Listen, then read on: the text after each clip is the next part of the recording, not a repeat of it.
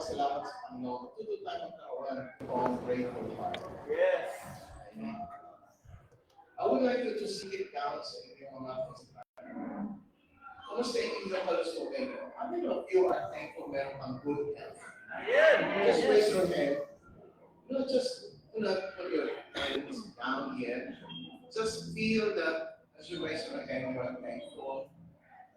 Your health is in the peak of your health. And that you are able to move your body to function here in the physical realm. And you know what? As long as you have your body, meron kang karanasan na matatanggap sa iyong spirit. Because your spirit needs your body. And so you are thankful now. You need to bring your body so that your spirit also can experience. So that's why you're here. As we gather, there is church. Pag wala tayo, walang church. Dito, building na. And we are the church. So every Sunday, we do not go to the church. No. We gather. So the church is here. Yes. Tayo yung church. Now, would you mind saying, just to say from your heart, through your lips, saying, thank you, Lord, for my help. Thank you, Lord, for my help. From your heart, one more time. Thank you, Lord, for my help. Thank you, Lord, for my help. One last time, say it again. Thank you, Lord, for my help. Thank you, Lord, for my help. Now you put your hands down. And again, I'd like you to think more that you got your family. And just feel that marami kang mga pamilya, may anak, lahat sila malulusog. Lahat sila ay may kanya-kanyang magandang buhay. How would you like to feel it within? Ilang members ng family mo ay hindi marunong mag-appreciate, pero ikaw, na magulang, ikaw yung nakakakita. You are here to thank God for everything. Amen. Once again, say it from your lips. Say, Lord, thank you for my family members. Say it again. Thank you, Lord, for my family members. They are all healthy. They are all healthy. And they're living their good life. And they are living their good life. I know, say, I know that all things come from you. that all things are coming from you. We need to remind our mind every now and then. Do you know why? Because sa loob ng buhay, sa physical, madali tayong ma-blind. Madali tayong makalimot. The first and foremost, we are spirit. We are not only flesh and blood. Amen. I remind you again and again, this flesh will one day corrupt. Yes. But we have that great, wonderful hope Amen. that a new body will be given to us. And that body will no longer die. But today it's a challenge. The challenge today is, how can you live beyond your physical realm? Are you listening? Yes. You know that this living is so precious. But many do not know how to live. And so the church is here to open up, to awaken, so that many of us can really live the life that God has, bestowed upon us. And the Lord Jesus says, I have come that you might have. But this life is so scarce because no one is seeking. Unless you seek, then you will find. Yung buhay po natin, parang baliwala ngayon. Pero alam niyo ba, once you get out of this body, you will realize so much that you miss a lot of things. Yes. But because you are in the church, you will be awakened. Being awakened and aware and conscious. Again, I say, you will be awakened more, aware, and conscious. And do not settle that you are already that kind of aware. There is a lot more. You do not come to church, gathered here as a church, para lamang sabihin, kalingkod ako sa Panginoon. Yes. No. You know what? God is mindful about your life. Amen. It is more of you needing what life is. So when you come to church, when you gather together, please open your mind because God wants to come and be manifested. If we are not aware, if we are not conscious about this life and God's life in us.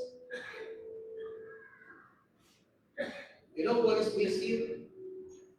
The greatest thing that we miss right now is about the realization that God is in us. Amen. Amen. So you need to come here and be refreshed all the time that God is residing. Yes. God is indwelling. Yes. Amen. Tagalogin natin. Naninirahan sa iyo ang Diyos.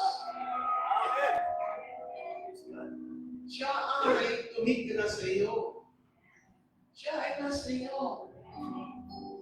And so let our mind be not deceived that whenever we think God seems to be outside. They are always pointing their finger outside. When they say, God, look at that. That actually implies that their subjective mind is not really linked to the right way. God is here.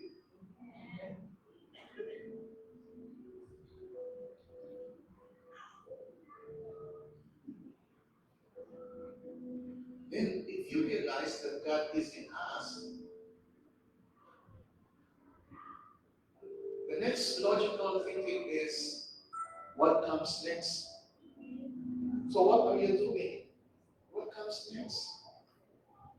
And that's why the Bible says, seek first the kingdom of God. And then there is what the Bible says, for the kingdom of God is within you. So when you seek Him, seek within. But we always seek without. Now, this morning, we are so blessed because someone, a great, wonderful man of God,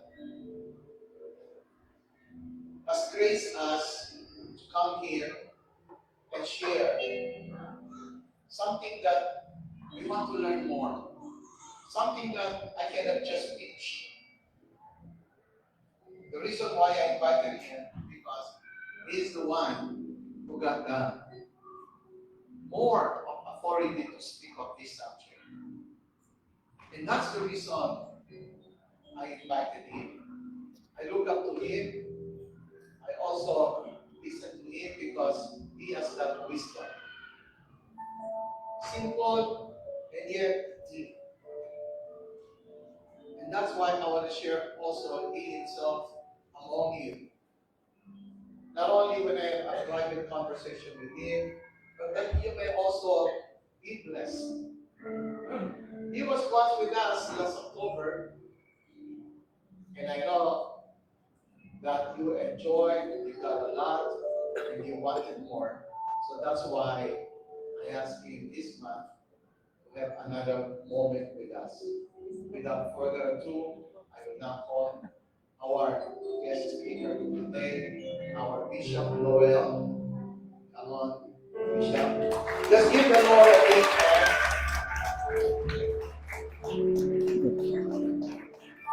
Thank you very much. Please go ahead. Introduction. Thank you. Thank you very much, Doc Morphe. Thank you for the very flattering introduction. Can I make bawi?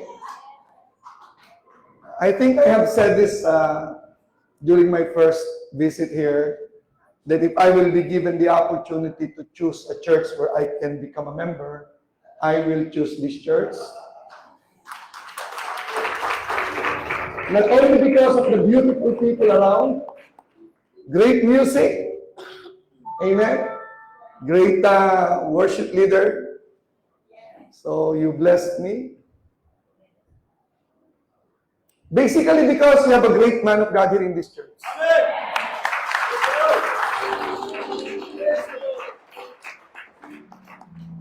Unique. Amen.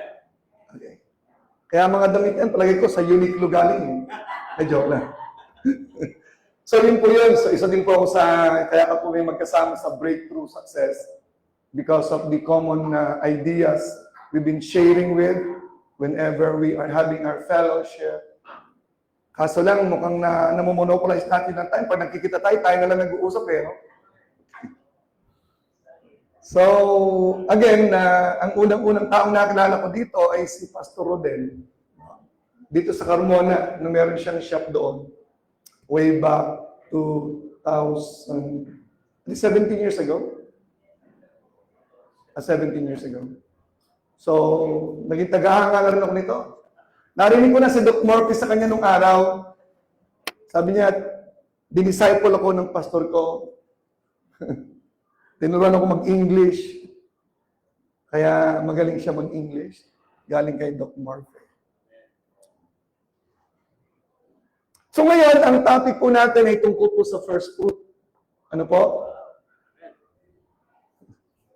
Hindi ko alam kung ano ng inyong kaisipan tungkol sa first fruit, pero i-encourage ko po kayo tungkol po sa bagay na yan. Hindi po ito something na ginagawa ng mga pastors. Iba't iba ng motive, eh, no? You will learn about it. How important and urgent is this topic that we have here tonight and this morning. But before I do that, let me share with you something funny story. I'm not trying to become Joel Austin here, okay? Something funny. Pastor Rodel, doon sa amin sa Batangas, kasi ako po'y Batangas born, meron doon pastor na nakilalang nagpapalayas ng espiritu. Ang ginagamit ay offering plate. Oo, hindi in Jesus' name, kaso. I said, this is something funny, ha? Hindi, huwag yung kuling doktrina to, ha? Saturday evening, natulog po siya sa church, may pew, mga lumang churches, hindi po ganyan, eh, no? Habang siya natutulog, 12 midnight, meron po siyang narinig na mga kaluskos.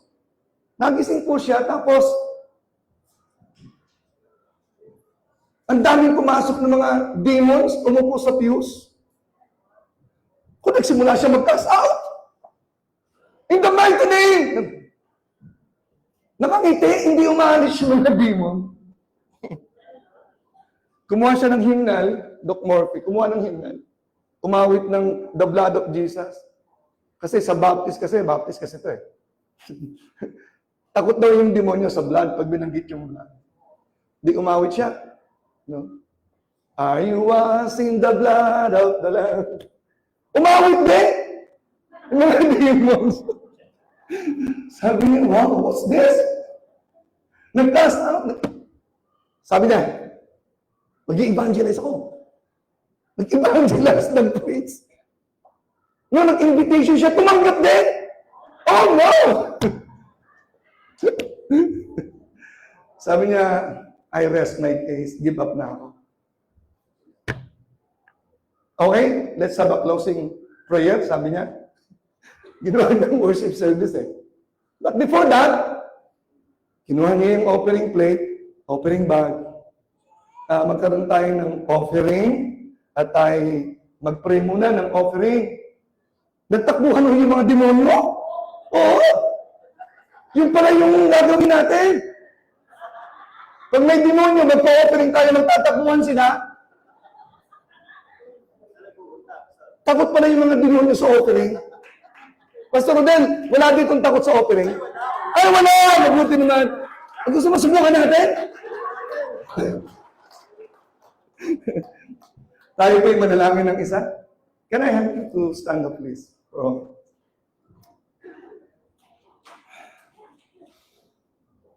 Lord, the very reason why we are here, of course, oh God, that is to honor you, to worship you, to glorify you, magnify your presence. And we believe that as we magnify your presence, Lord God, you are to manifest. You are to make the blessings manifest and flow into everyone's heart, oh God. Let there be, Lord God, a true worship continually as we focus our minds, our hearts before your holy presence, Lord, and let your name be magnified. And that will fulfill our hearts, because that is the very purpose, even in this very preaching that I have here this morning. And thank you, Lord God, for the opportunity that this message can lift up, encourage, rebuke maybe, someone maybe. And I just trust that your Holy Spirit will work mightily in our midst, Lord. Thank you for the blessings through the messages of the songs. And thank you, Lord, for the blessings from the preaching of your holy word. Lord, we commit all these things into your hands. Be magnified in Jesus' name. Amen! Okay, so, tama po na po tayo. Sino po dito yung nandito nung unang preaching ko po dito, last October pala yun? Sino ho yung first time naman po akong first time kong na-meet ngayon? Wala. So, lahat pala pangalawang beses na. Okay, so, I would like to start with the verse Romans 11:16 as my introduction to the message.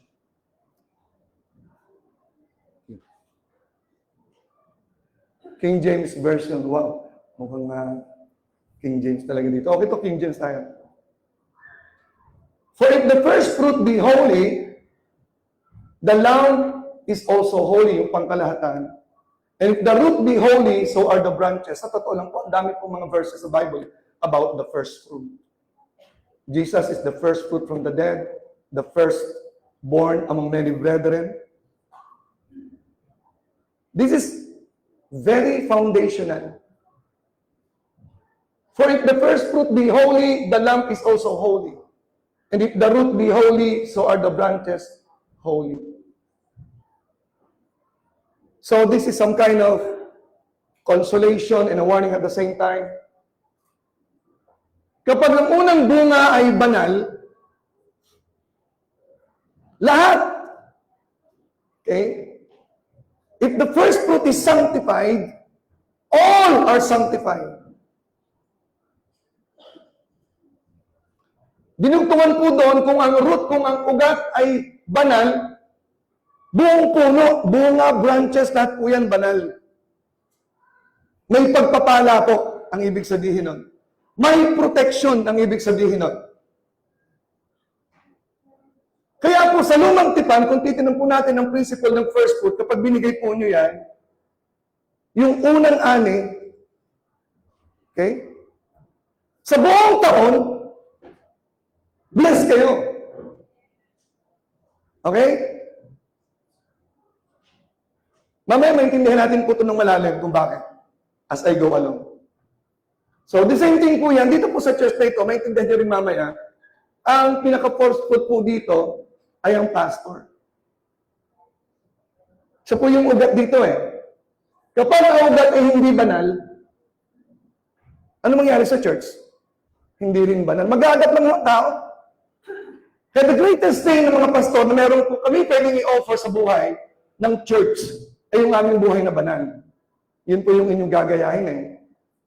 If the root be holy, so are the branches. Kapag ang church ay banal, dahil may pastor na, ganun lang po kasimple yun. Kaya unang hinahanap ko sa church, pastor banal ba yan? Hindi yung, laki ng church. Ganun ang building. Yung pastor po ang tinitingnan ng mga taong matured. Kaya sabi ko po sa inyo, kung okay mag-church, dito ako mag-church eh. Amen? Amen. Sinabi rin po ng Panginoon yan, strike the shepherd. It is from the Old Testament also. Strike the shepherd and the sheep will scatter. Kung gusto mong sirain ang puno, doon ka sa ugat, lasunin mo, unti-unti, mamamatay na yung puno.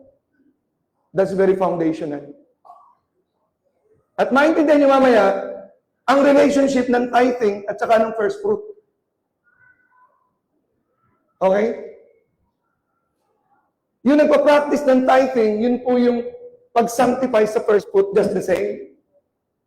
Kaya po ang mga tither, nagpa-first fruit, kakaiba po ang takbo ng buhay ng mga yan, financially. Kasi yung foundation po yun eh. At yun pong pagbibigay ng first fruit at saka tithing, yun po yung tinatawag na embodiment ng ating pong spirituality, ng ating commitment, ng ating devotion, yung ating pagkaunawa sa theology. Pero ang galing mo sa theology, ang dami mong alam, ang dami mong narinig, hindi ka nagtatithe, hindi ka nagpa-first fruit, para kang walang naintindihan. Amen! Okay. Ang building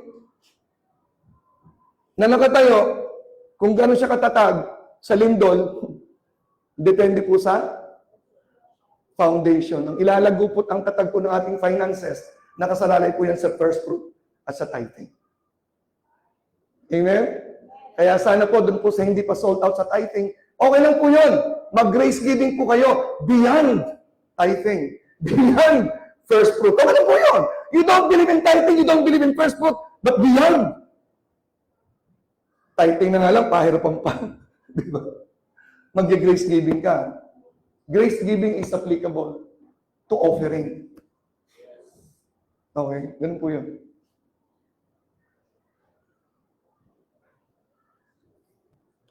Tanggalin ang bubong ng building na to. Madaling ikabit. Tanggalin ang bintana. Madaling ikabit. Sirain mo yung foundation nito. Wasak lahat yan. So, the topic that we have right now, first fruit and tithing, is the foundation of spirituality. Hindi ko ibig sabihin po, hindi po vice versa yun ha. Pero kung spiritual ka na tao at naniniwala ka sa Diyos mo, hindi pwedeng hindi ka magiging tither at nag-offer ka ng first fruit. Alam mo ko, kinikwento ni Doc Murphy, mabunga yung mga member ko, nakakabili ng mga sasakyan, umaasensong buhay nila. Pero sabi niya kanina, there are more. Pagdating po sa Panginoon kasi, walang limit ng prosperity. Walang limit ng spirituality. Wala hong limit yan eh. Hanggat nabubuhay tayo. Sabi ko nga, do you know what's the biggest room on the planet Earth? You know what the biggest room? The room for improvement. It is never full. There is always a room for improvement. Okay? Kaya nakita ko yung topic, the mastery of the loss of life. Kung ganda katinan niya, no? Wala lang akong, may commitment po kasi ako kahapon. I was with my wife and the family. Hindi ko pwedeng cancelin kasi baka magkaroon ng third world war sa bahay. Okay. So, sabi ko next time, I might join. Kasi nabigyan ako ng heads up ni Doc Murphy niyan. Mastering the law. This is mastering the law of first fruit. The law of foundation. Amen. The Lord is running the world with a set of laws. Amen. Violate it and suffer the consequence. If you are in a building, 10th floor, don't jump because there is the law of gravity. Don't defy it and jump like a Superman. Di ba? All of us are subjected to and governed by laws set by God. And this principle that I'm teaching you right now is the law of first fruit, the law of giving. Okay? So yun po yung aking introduction. Sana hindi po makalimutan yung verse na yan. Romans 11:16. Since it is foundational, I would like to get my passage about first fruit from the foundational book, the book of Genesis. Any topic in the Bible that will contradict the book of Genesis will not be included in the Bible. That's why, dun po sa law of canonicity, number 1 book, which is the standard that all the books will follow, is the book of Genesis. Then we have Exodus, Leviticus, Numbers, and Deuteronomy. 5 books of Moses. So let's go to Genesis. Genesis chapter 22. Are you familiar with the passage? Very much. It's about giving of the first fruit. Okay? It's about first fruit giving. Genesis chapter 22.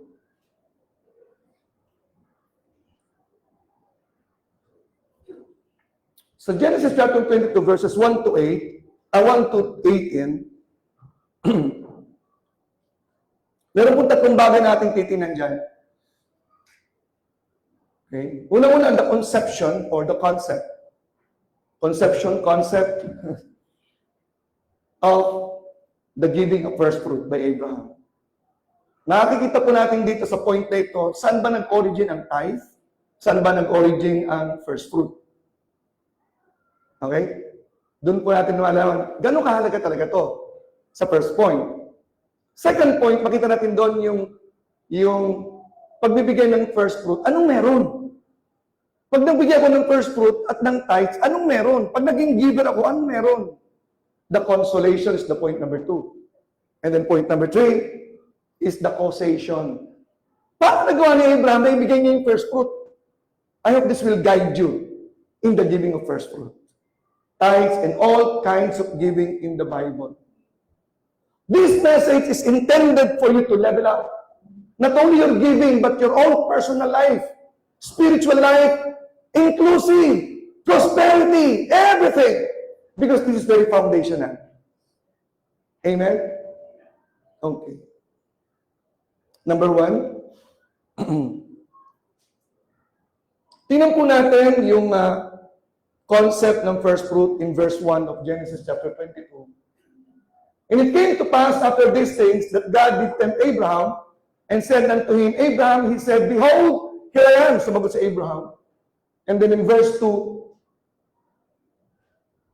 Take now thy son, thine only son Isaac, whom thou lovest, and get thee into the land of Moriah. Hold tayo for a moment. Si Abraham po ay pinangakuan ng Panginoon ng anak. He was at the age of actually 75. 10 years after, age of 85, wala pang anak. Nagsuggest po yung wife, ba't hindi i-proxy na lang ako ng katulong natin, si Hagar? Okay ba sa iyo yun? Palagay niyo, anong sabi ni Abraham? Sounds good. Nice idea. Sinipingan niya si Hagar. Sino pong anak? Ishmael. Si Ishmael, yun po yung pinaniniwalaan ng marami na naging father ng Arab nations. At ngayon ay maraming Muslim nations galing kay Ishmael. Lumaki si Ishmael, dumating ang panahon, 100 years old si Abraham. The Lord visited the couple. And Isaac was born. Ang tagal hinintay ni Abraham. Naghintay siya ng matagal. Barren na si Sarah. Nagkaroon ng anak. Anong pangalan po? Si Isaac. Simula po nung dumating si Isaac, naalala ko kanina kung ako po ako doon. Dumating si Isaac, tuwan-tuwa po si Isaac sa kanyang anak natural. Great-grandfather na kung tutuusin siya eh. 100, 101.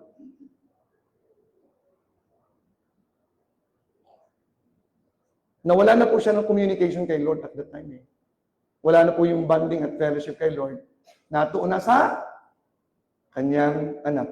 Kita ko si Pastor Del kanina, tontuwa eh, habang nag-worship, yung kanyang baby. Naalala ko si Abraham, no? Old age. Joke lang, bata ka pa naman, di kasi. Nakakatuwa kasi yung may baby, di ba? More than 100 years old. Tapos, wow, this is the promise of God. Ito magiging lahi ko. Ito yung katuparan ng pangako ng Panginoon na napakaraming bansang mangyayari dito. Wow, wow, I love this kid. Ang cute mo talaga. The Lord stepped in Mukhang delikado. Mukhang napapalitan na ako sa puso ni Abraham. Kaya po nagpakita, sabi ng Panginoon, akin na yung anak mong yan. Nagiging karibal ko na yan sa iyo eh. Tanong ko po, kung ang hiningi ng Panginoon na i-offer sa kanya si Sarah, anong pagay niyo? Nauna? Gusto mo nauna?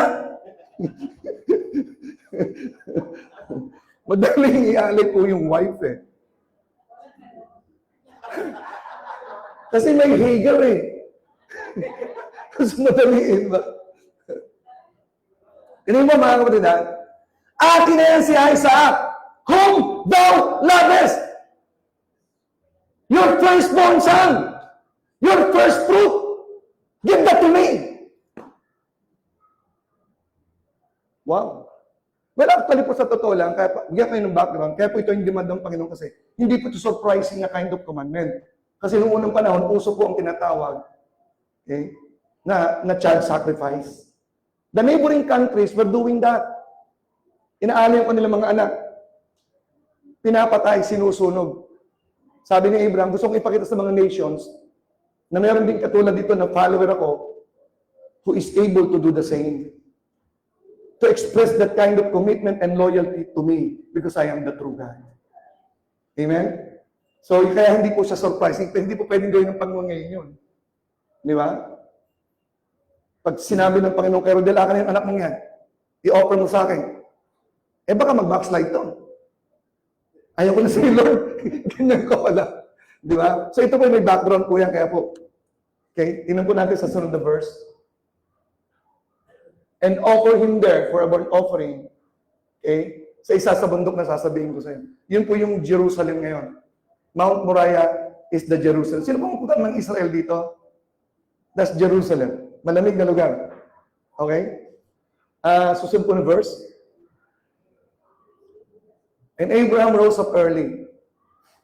Okay, nakita po natin dito yung hinihingi ng Panginoon, hindi po siya nag-procrastinate. Okay? Hindi po dapat pag first fruit, saka na lang next year na. Ikaw din. Saka ako magta-tithes pag marami na akong pera. Urgent po yung command ng Panginoon dyan.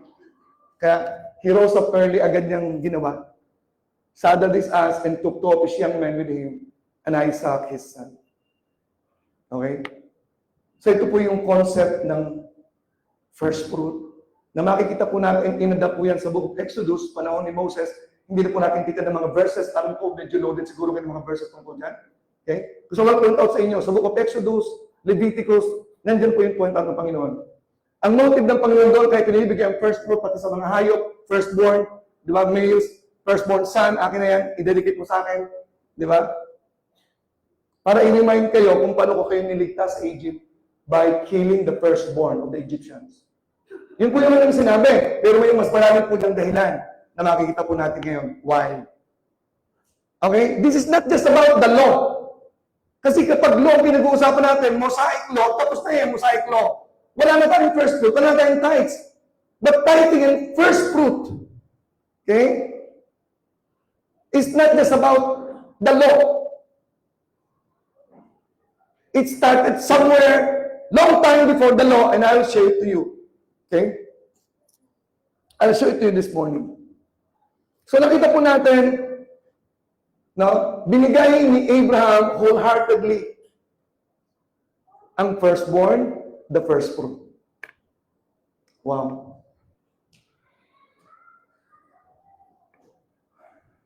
Ngayon ang tanong, saan po ba galing ang idea ng pagbibigay ng first fruit at saka ng related po kasi yan sa 10? Nakita po natin in Genesis chapter 14, na nagbigay po si Abraham, Genesis 14, please.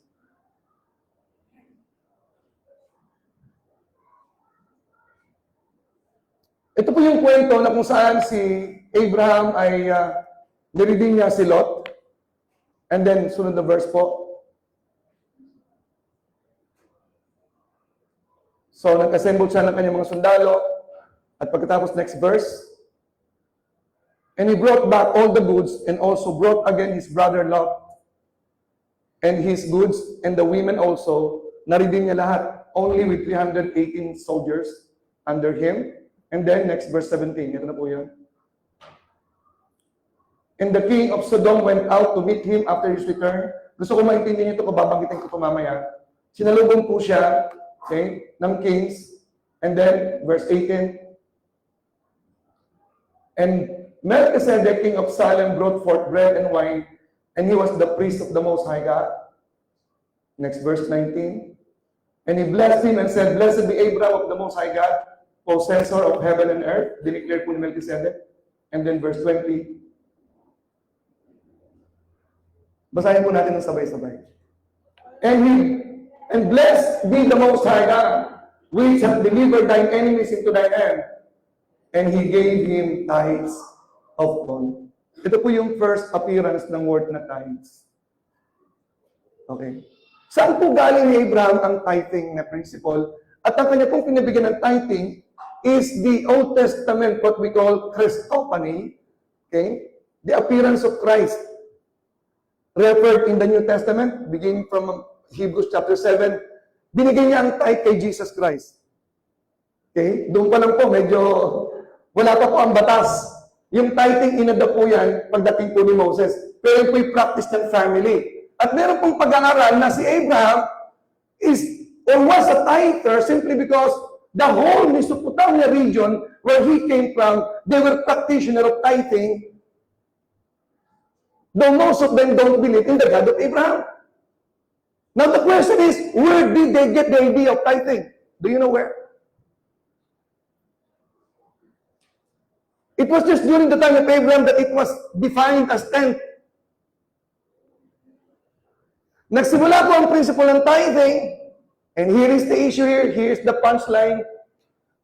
In Genesis chapter 2, nang sinabi ng Panginoon, listen, you can freely eat all the kinds of fruits here in the garden. From durian to guava to aratiles, you may freely eat, but don't this fruit.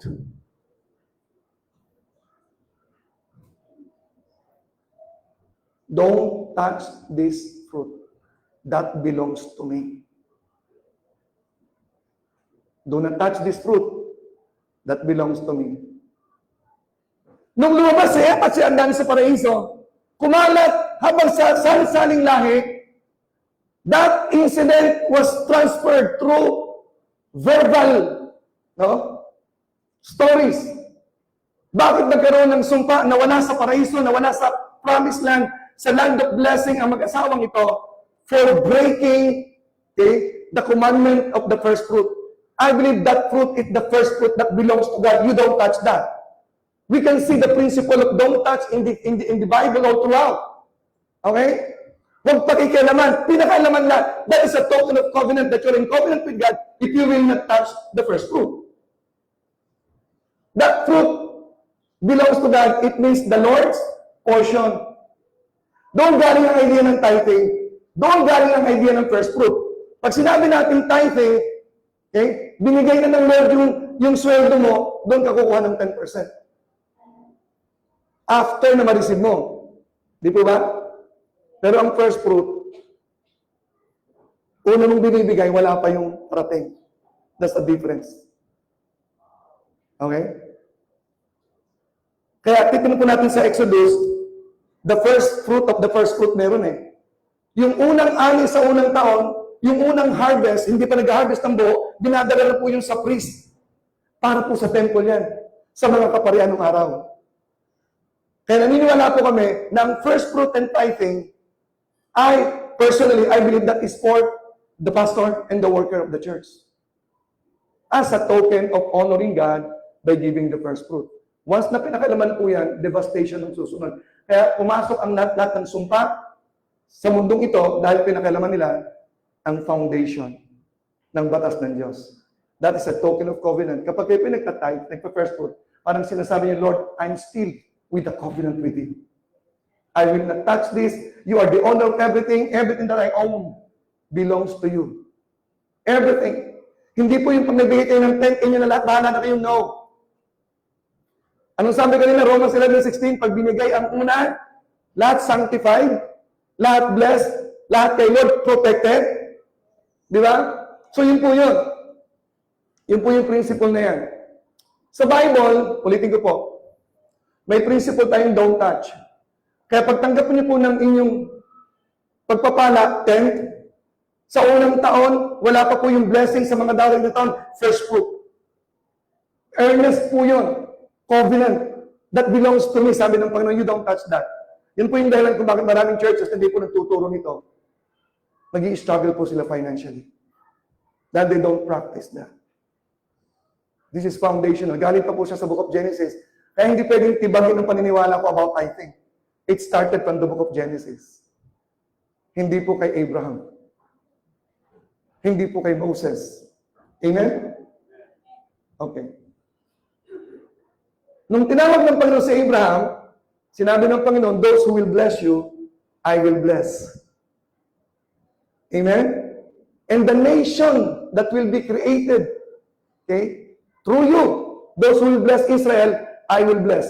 Among the many nations, among the many people in the world, don't touch Abraham. Those who will touch Abraham, God will touch. Those who will touch the nation of Israel, God will touch. At alam niyo po ba, sa buong Israel, meron mga don't touch. The anointed ones, you don't touch them. You support them, you love them. Hindi ko po nabanggit nung una kong preaching dito. Pastors are not to be touched. Touch not mine anointed, do no harm to my prophet. Okay? Psalms 105 verse 15, yun po yung verse na yan.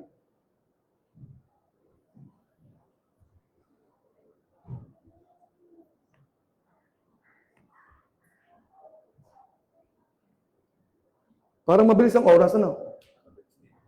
Mabilis talaga? Pwede nating pahinaan? Ganda.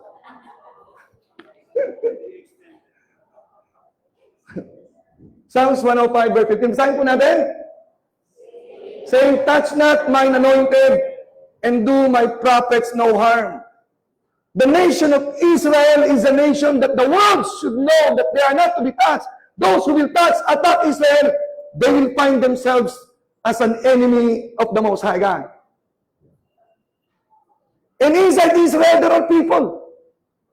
In the New Testament, the church, they are not to be touched by the people in the world.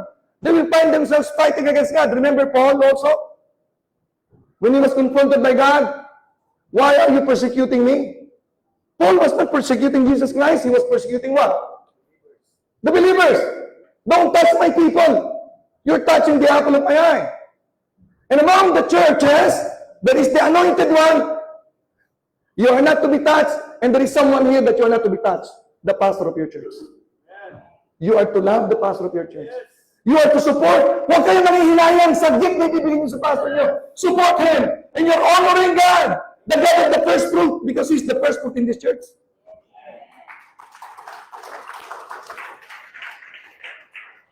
Lagi may kinalaman po ang inyong treatment sa inyong pastor, sa inyong prosperity. Lalo na yung pastor nagpapakatotoo, so you don't touch that. Hindi kami perfecto, alam niyo naman yan. Almost lang. Joke lang, ho. Marami kami pagkukulang din, may mga weaknesses kami. Sometimes sa family may problem kami. So you don't touch us. Pray for us, understand us, support us. Okay? Nakasalalay ang prosperity mo, how you treat your pastor. Amen? Amen? Okay, so yan po yung derivation ng principle ng tithing. Halos pareho po yan. At ng tithes at ng first fruit. Okay? Okay, tingnan po natin ngayon. Dadako po tayo doon sa consolation. Nabigay ko na yung concept. Di ba? That's really foundational.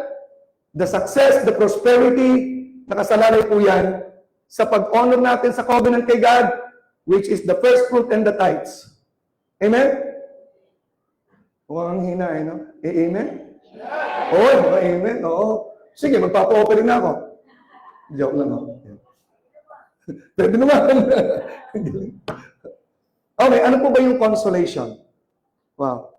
Ano yung meron? Nakita po natin sa Abraham nung binigay niya yun, yung kanyang firstborn son. Ito po yung consolation niya. Okay? Sa verse 16 to 17, sabihin ko na, 16 to 17 of Genesis chapter 22, grabe ho to. Grabe ang declaration ng Panginoon na bless siya talaga. kay Abraham. Kaya sabi niya, matapos ipakita ni Abraham ang kanyang pag-offer ng first fruit, it was God said, by myself I have sworn, saith the Lord, for because thou hast done this thing, and hast not withheld thy firstborn son, thine only son, the first fruit of Israel, the firstborn of Israel. Ang sabi niya, that in blessing I will bless thee. Ang sabi ng Panginoon, sumusumpa ako sa sarili ko. Kasi wala na siyang pwedeng pagsumpaan sa sarili niya lang. With all my might, with all my power, with all my glory, with all my wisdom, I'm gonna bless you. Wow, grabe. O, ang sarap pakinggan, ano? Yung maririnig mo, panibigay ka ng first fruit. Nagsasalita ang Panginoon sa'yo, wow! You're honoring me! Come on! Anticipate this year what I'm going to do to you. I will bless you beyond and beyond. Okay. At ang sabi pa, thy seed as the stars of the heaven, and as the sand which is upon the seashore, and thy seed shall possess the gate of his enemies. Thy seed shall possess the gate of his enemies. Ang ganda pong pangako ng Panginoon. Okay? Verse 18. And in thy seed shall all the nations of the earth be blessed, because thou hast obeyed by giving the firstborn son. Wow. Another verse. This is in Proverbs 3, 9 and 10. You're familiar with that, I think. Ano po yun? Honor the Lord with thy substance and with the first fruits of all thine increase. So shall thy barns be filled with plenty, in thy presence shall burst out with wine. Wow. Talagang may corresponding nakatie up ang Panginoon Pag ginawa niyo yung batas niya, you will be benefited with the corresponding consolations or blessings of the law of first fruit. So I would like to bring another consolation that will console us in Exodus chapter 23, verse 19. Exodus 23, verse 19. Ito yung binanggit ko kanina, the first of the first fruits. Hindi pa po inaati ang buong first fruit. Nag-harvest po sila ng first fruit of the first fruit. At yun po yung dinadala nila sa temple. Okay?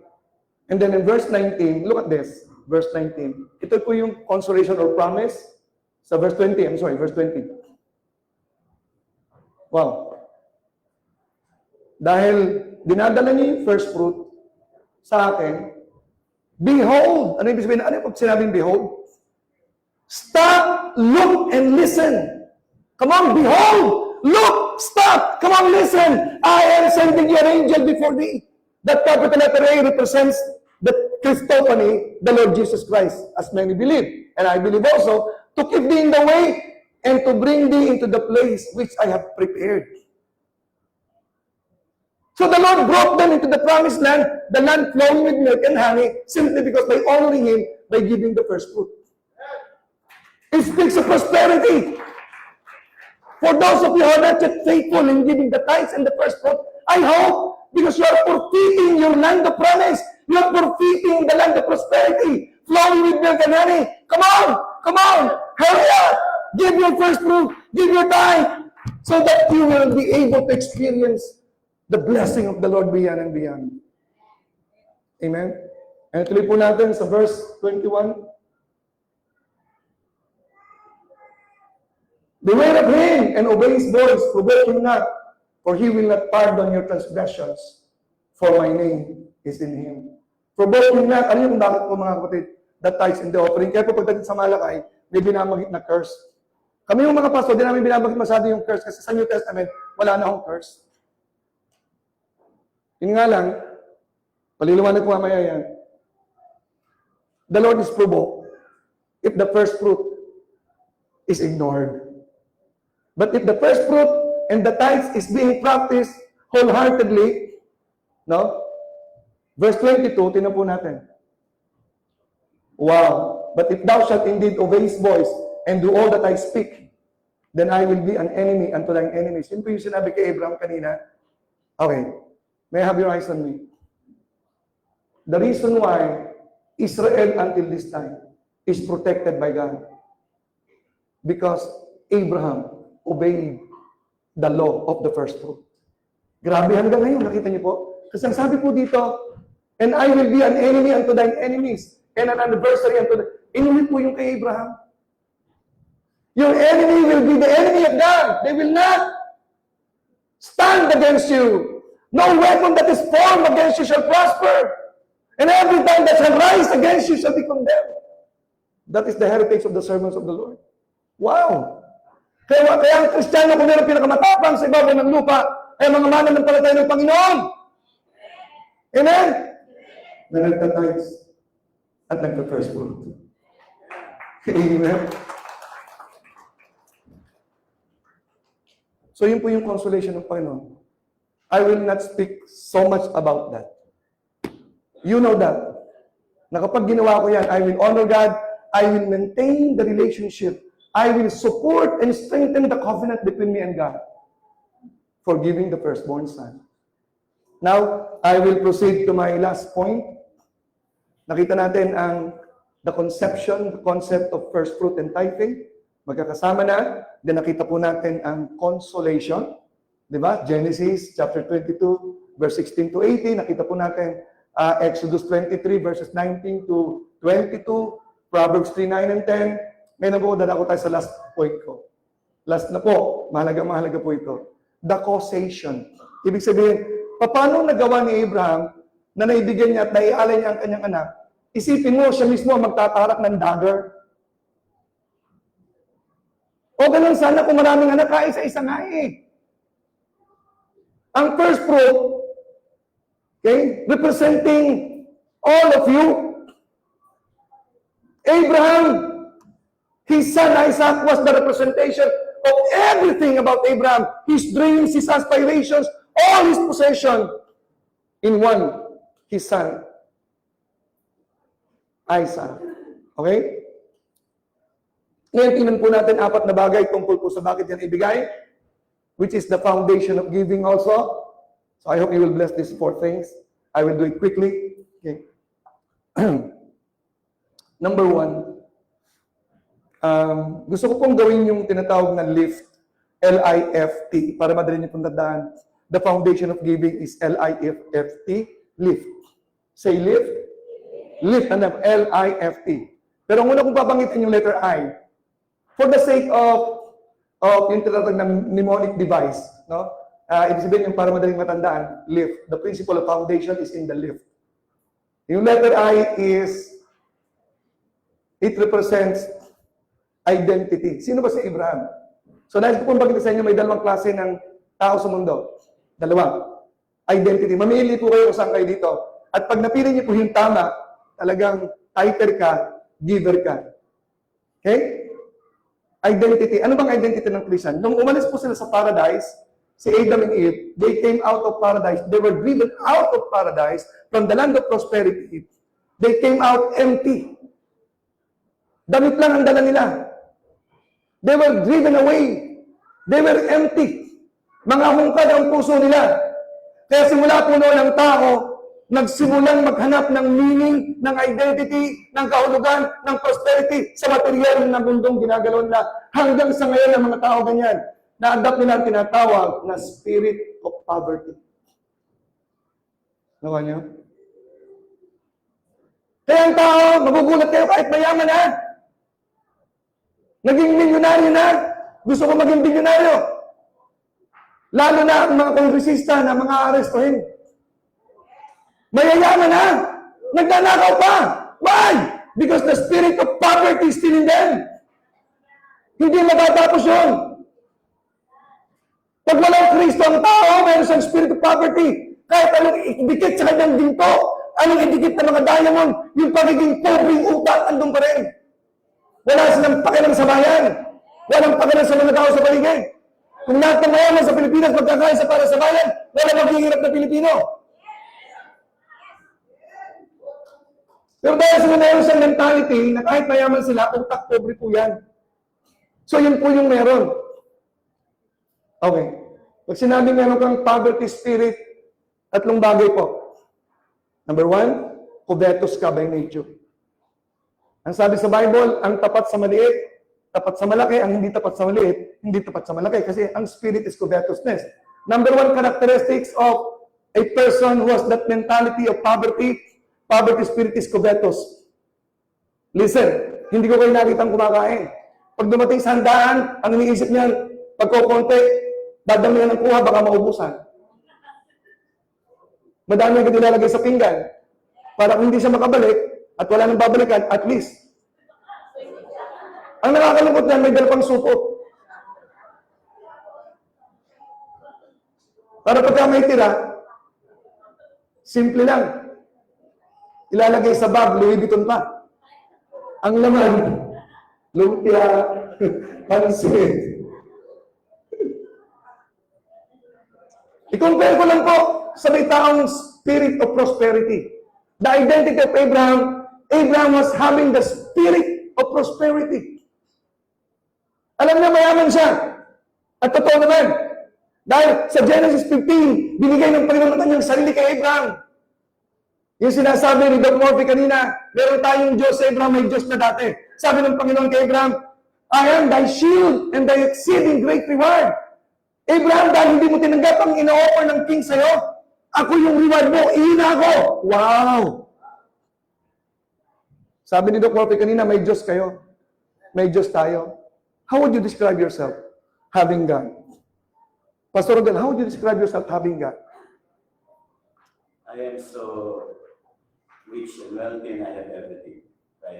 So that is your description. Nakakatuwa naman. In one word, si Carmela, ano mo i-describe ang sarili mo? Commitment. Commitment. Ikaw? Complete. Complete! Di ba? Kayo, may kanya-kanya kayong word, no? Ako, may isa akong word lang para sa sarili ko. Having God in me, I cannot find the word, but I can say this word. Having God in me, this is I always say and I rejoice. Wow! I am wow! Sabi ng asawa ko, wow, woman of wealth.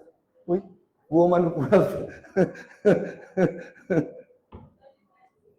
Okay, 2026 is the transference of material blessings sa mga anak niya. Amen, Doc Murphy? Okay. Number one, covetous, ang taong may poverty. Kaya hindi siya makapagbigay ng todo. Kasi nga, covetous eh. Gusto niyong pagkimputan? Paano kaya kung sa Abraham, hindi niya binigay si Isaac? Eh di walang Israel? Walang Jesus? Walang Christ liveth in me fellowship? Walang salvation eh. Nakasalalay lahat yan, binigyan niya ang firstborn. Ano kaya kapag nagbibigay ka ng first fruit, grabe ang mangyayari. Succeeding generation, tuto pa rin ng Panginoon ng pangako sa'yo. Amen. Letter C, covetous. Letter I. Alam niyo letter I? Sa taong may poor mentality, poverty spirit, lahi po ng mga insecure. Sorry po, may Chinese po ba dito? May insecure po ba dito? Ang may insecurity tao, susunod letter A. Laging anxious kung anong kakainin, anong darating. Kaya nasabi ng Panginoon, Hoy! Stop your anxiousness! Stop getting anxious! Seek ye first the kingdom of God. Give your tithes! Give your first fruit! And all these things shall be added unto you. Amen? CIA, covetous, insecure, and anxious. Sino po dito member ng CIA? Wala? Uy, nakakata. Ibig sabihin na naman yung spirit of prosperity. Wow! Amen! Okay. Pwede mo makautang? Joke lang ako. Okay. Tuloy natin. Ako po talaga, member ako ng CIA, hindi yun lang itanungin. Mukha ba akong CIA? Christian in action. Amen? Sino yung member ng CIA? Ang galing na. Nagtatanong, anong CIA ibig sabihin yan? Yung Christian in action o yung... Yes, smart. Christian in action. Okay. Si Abraham, meron siyang spirit of prosperity. Kaya kapag ang alam mo yung mayaman ka, madali ka magbigay. At masaya ka magbigay. Hindi ka nagbibigay yung Ito po yung problema sa nagbibigay. I hope this is already corrected because of Doc Murphy. Ang nagbibigay, kaya nagbibigay para magkaroon. Tama po naman eh. Pero yung pagkakaroon, hindi po namin ibig sabihin na wala ka, kaya ka magbibigay para ka magkaroon. Pero kapag magbibigay, wala ka nga. Eh di ang spirit mo, mali. Kaya ako nagbibigay, okay? Dahil mayaman ako, I want more manifestation. More manifestation. Hindi dahil wala kaya ako nagbibigay. How can I be cheerful giver kung meron ko talaga ako nagbibigay? Tapos pipilitin ko pa yung yung pinakabarya. Di ba? Sabi ko, may nagbigay sa akin ng love gift. Sabi niya, Pastor, pasensya ka na dito. Huwag kang mag-alala. Ako naman sa tao tumitingin eh. Alam naman namin, Pastor, sa tao ko tayo tumitingin. Sabi ko, hindi. Kung anong tao ang nasa pera, doon ako tumitingin.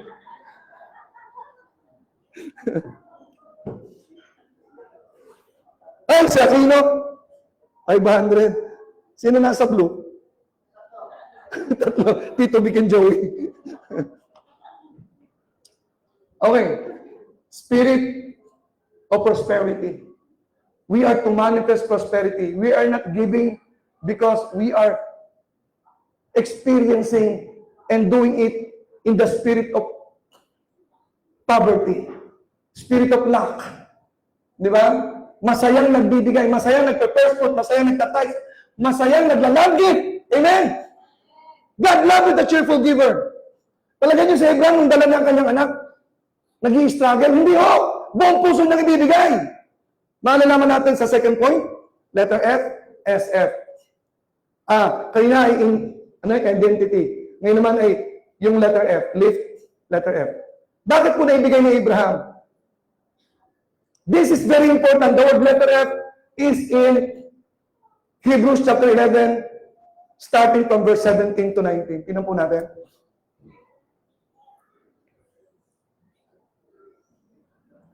May idea na kayo kung ano yung F dyan eh. Verse 17, first. Yun ang sagot. By faith, Abraham, when he was tried, offered up Isaac, and that he that had received the promises offered up his only begotten son. Di ba? Hindi siya nagreklamo, Lord, bigay mo sa akin to, ba't mo babawiin? No argument, no complaint. Of whom it was said that in Isaac shall thy seed be called. Verse 19. Faith is accounting that God was able to raise him up. Kaya habang siya dala niya si Isaac kanyang papatayin, sabi niya, alam ko naman yan eh, talaga si Lord, joke talaga to eh. Bubuhayin niya to pagkatapos. Alam ko yan eh. I know how the story will end. Ito yung kanyang mindset. Pag pinatay niya ang kanyang anak, God will not contradict himself, God will raise him up. Faith is accounting that God will save him. If you will give your offering, if you will give your tithes, binigyan ka nga ng pang-tithing, binigyan ka nga ng pang-first fruit, problema ka pa sa pangangailangan mo sa susunod? Excuse me, hindi mo naintindihan. Hindi na bibigyan ang first fruit at ang tithes mo para kapahirapan ng Diyos. Because God is able ibalik doble-doble ang pagpapala ng Diyos. Amen? Faith, I would like to talk more of faith, but siguro sa mga susunod na araw, give it a chance. Faith, okay, is so important to create and to manifest what everything God has promised us. All the principles in the Bible is to be manifested and to be created by faith. Kaya napakalaga po ng pananampalataya. Diba? Without faith, it is impossible to please God. It's not because that He's insulted when you don't trust Him, because He is some kind of disappointed, because He cannot manifest and release the blessings because you don't trust Him. Trust Him with your tithes. Trust Him with your first fruit. Trust Him with your offering. Letter L is faith. Letter L, learning. Abraham was perplexed when God called his attention, because there was a love triangle. Abraham, his son, and God. Now, Abraham, this is your moment. Prove to me that you still love me above all else, more than your son. Love is the foundation of giving. How much you love God. Sabi sa Bible, we love Him because He first loved us. He first demonstrated His love by giving His own Son, the firstborn Son of the Father. He gave His firstborn Son. Tapos, tithes lang, first fruit lang, hindi mo kaya ibigay. Naku po, ang babaw. Kung naintindihan mo si Jesus Christ is the first fruit of heaven, the first fruit from the dead, the firstborn of the men of brethren. Di yan tithes, hindi yan first fruit. Okay. Bawat isa sa atin, bilang Kristiyano, marunong tumano ng utang loob. Hindi ko malimutan, nung ako'y nasa college sa Cebu, niyayaya ako ng ka-roommate. Noel, lunch na, kain tayo. Sa aming dating kainan. Hindi ako sumama, may nakatunog. Wala akong perang pangkain noong time na yun. Mamaya na akong hapon, ako'y busog pa naman. Nakatunog sila. Pagkakaya, yung architect na kaibigan ko, Architect Roel Mallorca, may dalang pagkain for lunch. I was so touched. Kaya hindi ko malimutan yung ginawa niya. Yung gutom ka, may nagbigay ng pagkain. 1 meal lang yun. Hindi ko malimutan. Tinatanong kong utang na loob. Si Architect Roel Mallorca. Roommate ko siya. Cebu Institute of Technology. Pareho ko yung estudyante noon. Sino taga Cebu rito? Meron? Walang taga Cebu? Okay. Bisaya lang. Ilonggo man? O Cebuano day? Cebuano yung sinultihan. Gamay lang. Okay. Gamay, maliit lang. Mga kapatid, kung ako gustong-gustong tumanaw ng utang loob, for that Roel Mallorca, who gave me 1 meal, because I was hungry at that time. Wow. Before I say my punchline, I would like to say Bill Gates. When Bill Gates was still a poor person, there was one time and twice, okay, that a newspaper boy, a nigger man, gave him newspapers twice without paying because he was still a poor guy at that time. After 9 years, he became the richest man in the world. When he was interviewed, Mr. Bill Gates, do you know of someone who is richer than you are? Yes, there is someone. Really? Who's that guy? Okay, this is a story. When I was still poor, there were nigger boy who was selling his newspaper, and because I had no money at that time, he gave me 2 instances newspapers for free. When I became a billionaire, I asked my people to locate that boy who is now a man. Find him, and it took 2 months to find this newspaper boy. And when this newspaper boy was a man, in front of Bill Gates, Mr. Bill Gates asked, "Do you know me? Do you recognize me?" "Yes." "Oh, everybody knows you. You're the richest man in the world." "Okay, you still remember what you did to me?" "Oh, yes, I gave you newspapers twice. Now it's your turn. It's my turn to pay you back. What do you want? Ask me anything what you want.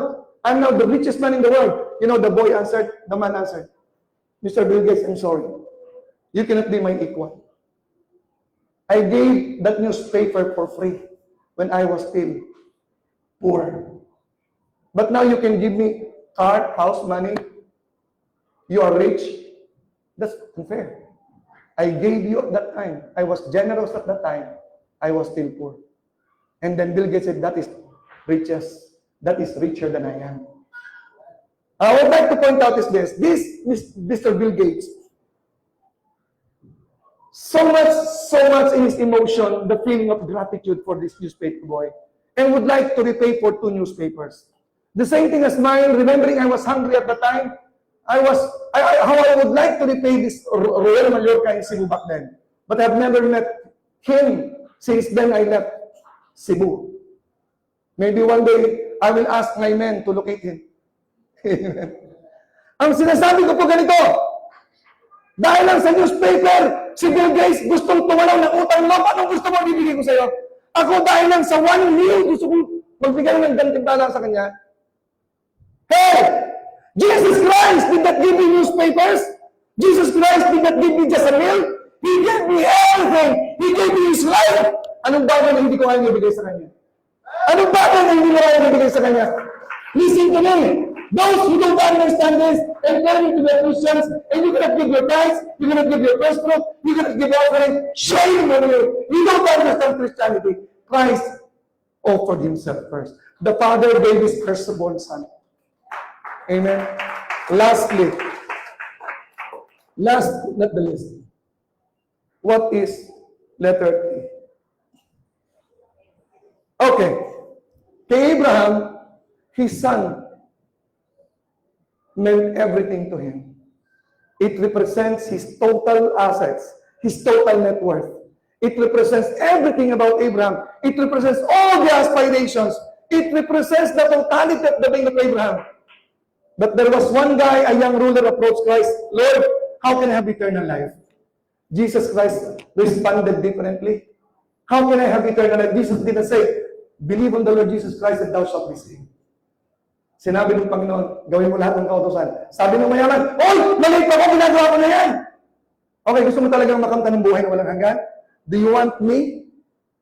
Because eternal life is me. Eternal life is not just a promise of going to heaven one day.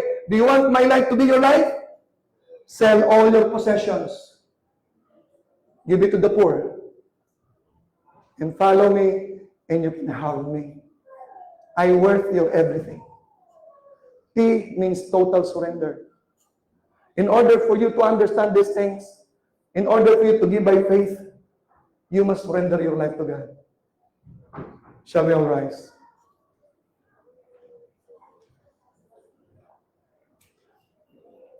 Have you surrendered your life to God? In order for you to be able to give what is due Him, you must totally surrender your life to God. I like the song Revival. Kanina. Revival is to be awakened, sinasabi ni Dr. Morphy kanina. Revival is to be aligned in alignment. Revival is to assume the blessings and the prosperity. I want to say more, but I would like to end with this.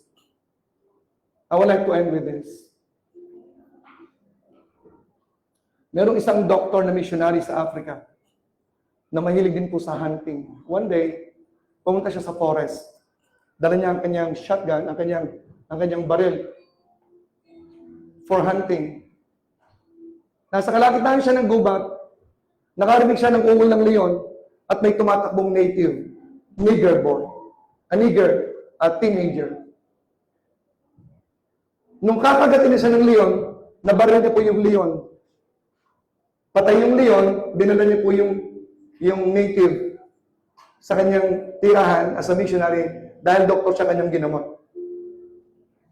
Nasave niya yung buhay ng native sa Africa. Nung pinaunin niya na, muling basang araw, nakarin siya ng ingay ng hayop, ingay ng mga gamit. At biglang tumambat sa kanyang harapan ang kanyang native na niligtas. Sabi niya, ang ibig sabihin nito, what do you mean by this? Kasi meron kaming kultura dito sa aming tribo. Kapag ikaw ay nailigtas ng isang tao sa tiyak na kamatayan, hindi na ikaw may-ari ng buhay mo. Kaya nandito ko, lahat na aking ari-arian, mga hayop na dala ko nandito, lahat iyon na to, buhay ko sa iyo na, dahil dapat patay na ako ngayon.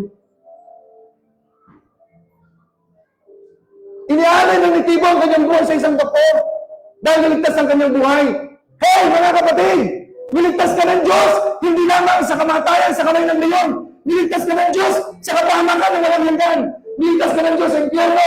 Binigyan ka ng buhay na masagana, buhay na mapayapa. Patuloy mong isuko ang buhay mo sa Panginoon. He deserves all your life.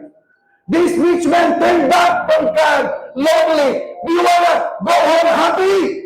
Give your life to God. Not only the tithes, not only the first fruit. This is the moment. Renew your commitment. Baka meron itong pretext na Christian. Sabi ng isang pastor, yung church namin nag-ooperate sa prophetic. Pero maraming churches nag-ooperate sa prophetic. Prophetic lang. Hindi committed. Hindi ka lang ng Diyos na nandito, hindi ka committed. You have no business to be here. Worship to the Lord is to offer your life. Yes. You are not here just a spectator. You are here to be a committed, dedicated believer of Jesus Christ. Tayo pong lahat ay manalangin. Let us bow our heads, close our eyes. Kapatid, ang salitang mga narinig mo ay galing sa puso ng Diyos. mga talata na ipinaliwanag, ay mensahe ng Diyos sa'yo. Mensahe ng Diyos sa bawat isa. Kung merong isang dalawa na nandito na nabubuhay pa sa spirit of poverty, be awakened. Be conscious of who you are in Christ. Abraham gave and offered his son coming from the spirit of prosperity. Total surrender. Loving God with all his heart, with all his mind, and by faith, he trusted na kung anong kanyang binibigay, nauna na magbigay ang Diyos. Kaibigan, kapatid, sa iyong kinatatayuan ngayon, pag bulay-bulayin mo mga narinig mo, huwag kang bibilat, huwag kang aalis sa lugar na to, na hindi mo sinusuko ang buhay mo sa Diyos. Binayaran ka niya ng kanyang dugo sa kusang Kalbaryo. Your life, your very life belongs to Him. Your prosperity, your success depends on how you will honor God by giving all your life to Him, not only the first fruit, not only the tithing, but everything about you. Everything about you. Kausapin mo ang Panginoon ngayon sa iyong natatayuan. Silently sabihin mo, Lord, salamat, kinausap mo ako. Nandito ako, binibigay ko yung buhay ko sa iyo. Kausapin mo ang Panginoon where you're standing right now. Okay na ako. Okay na.